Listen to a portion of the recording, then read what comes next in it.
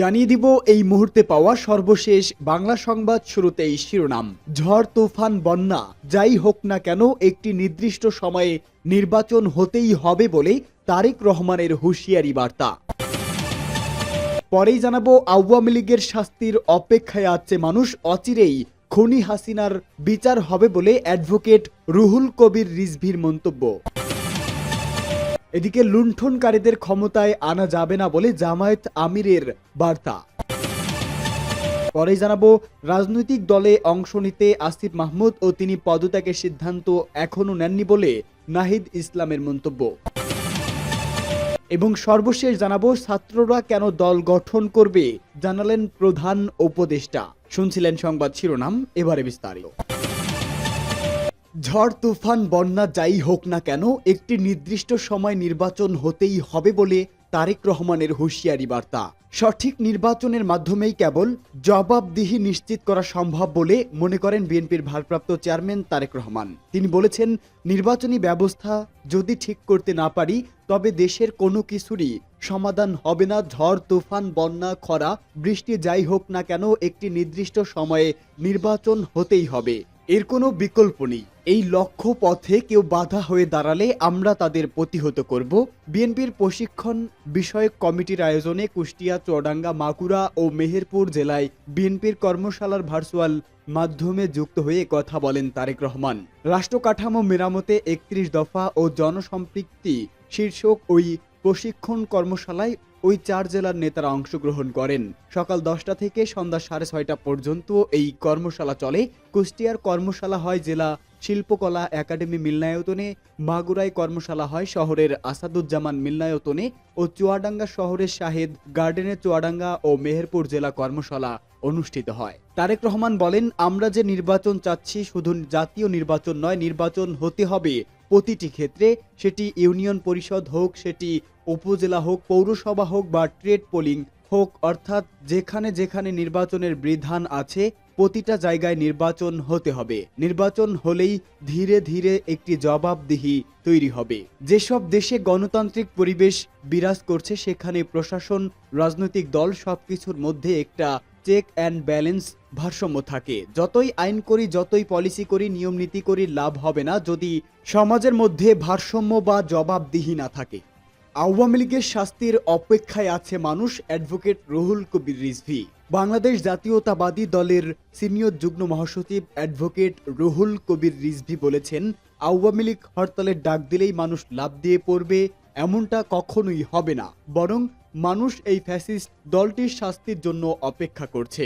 রাজধানীর পল্টনে দলীয় কার্যালয়ের সামনে এক আর্থিক সহায়তা প্রদান অনুষ্ঠানে আওয়ামী লীগের হরতাল কর্মসূচির প্রসঙ্গে এসব কথা বলেন রুহুল কবির রিজভী। বিএনপির ভারপ্রাপ্ত চেয়ারম্যান তারেক রহমানের পক্ষ থেকে প্রতিবন্ধী রিকশা চালক মামুনের জন্য আর্থিক অনুদান প্রদান অনুষ্ঠানে একথা বলেন তিনি। বিএনপির এই সিনিয়র নেতা বলেন, জুলাই বিপ্লবে শহীদদের পরিবার এবং আহতরা বিচার চায়, অসুস্থরা বিচার চায়।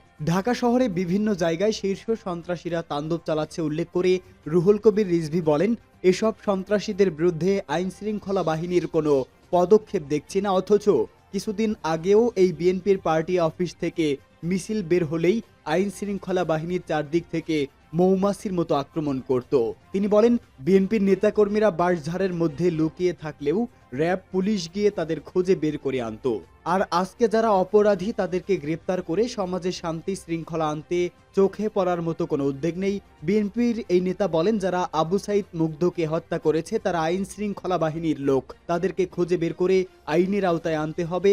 এসব অপরাধীদের কারা রেহাই দিচ্ছে তাদেরকেও আমরা চিহ্নিত করে রাখছি, এদের সবাইকে শাস্তির আওতায় আনা হবে বলেও হুঁশিয়ারি দেন তিনি। লুণ্ঠনকারীদের ক্ষমতায় আনা যাবে না বলে জামায়াত আমিরের হুঁশিয়ারি। দুর্নীতিমুক্ত বাংলাদেশ গড়তে জামায়াতের কোনো বিকল্প নেই বলে মন্তব্য করেছেন বাংলাদেশ জামায়াতে ইসলামীর আমির ডক্টর মোহাম্মদ শফিকুর রহমান। তিনি বলেন, মানুষের অধিকার ফিরিয়ে আনতে হবে, যারা লুণ্ঠনকারী তাদেরকে ক্ষমতায় আনা যাবে না। জয়পুরহাট সার্কিট হাউস ময়দানে দীর্ঘ 16 বছর পর আয়োজিত জামায়াতের কর্মী সম্মেলনে তিনি এসব কথা বলেন।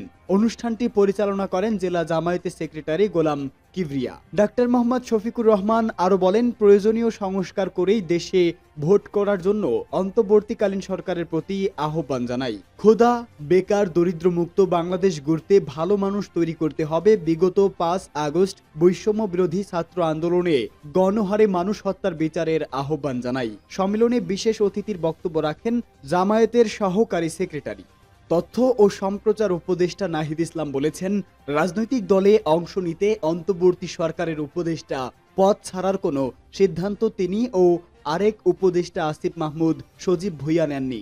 এ ধরনের পরিস্থিতি হলে তারাই আনুষ্ঠানিকভাবে জানাবেন। আজ রাজধানীর তথ্য ভবনে বাংলাদেশ সাংবাদিক কল্যাণ ট্রাস্টের উদ্যোগে জুলাই গণ অভ্যুত্থানে শহীদ ও আহত সাংবাদিক এবং অসুস্থ অসচ্ছল সাংবাদিকদের কল্যাণ অনুদান এবং সাংবাদিকদের সন্তানদের বৃত্তির চেক বিতরণ শেষে সাংবাদিকদের প্রশ্নের জবাবে নাহিদ ইসলাম এসব কথা বলেন। এর আগে একটি দৈনিক পত্রিকায় প্রকাশিত প্রতিবেদনে বলা হয়, জুলাই অভ্যুত্থানে ছাত্র নেতাদের উদ্যোগে ঘোষিত হতে যাওয়া দলে যোগ দিতে সরকার থেকে পদত্যাগ করতে যাচ্ছেন নাহিদ ইসলাম ও আসিফ মাহমুদ। প্রতিবেদনটির বিষয়ে প্রশ্ন করা হলে উপদেষ্টা নাহিদ ইসলাম সাংবাদিকদের বলেন, প্রতিবেদনটি আমার নজরে এসেছে, সামাজিক যোগাযোগ মাধ্যমেও দেখেছি, কিন্তু পত্রিকায় আসলে কোন উৎস থেকে এটা বলা হয়েছে এটা আসলে পরিষ্কার করা হয়নি। এই ধরনের কোনো সিদ্ধান্ত আসলে হয়নি। এরকম যদি হয় সেটা আমরা নিজেরাই বলবো। রাজনৈতিক দলের অংশগ্রহণ করার মতো পরিস্থিতি হলে সরকার ছাড়ার সিদ্ধান্ত নিলে আমরা সেটা আনুষ্ঠানিকভাবেই বলবো।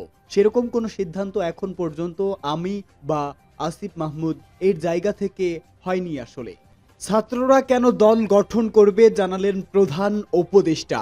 বিশ্ব অর্থনৈতিক ফোরামের বার্ষিক সম্মেলন উপলক্ষে সম্প্রতি সুইজারল্যান্ড সফর করছেন প্রধান উপদেষ্টা ডক্টর মোহাম্মদ ইউনূস। সেখানে ব্রিটিশ গণমাধ্যম ফিনান্সিয়াল টাইমসের ফরেন অ্যাফেয়ার্স প্রধান উপস্থাপনায় একটি পডকাস্টে একথা বলেন তিনি।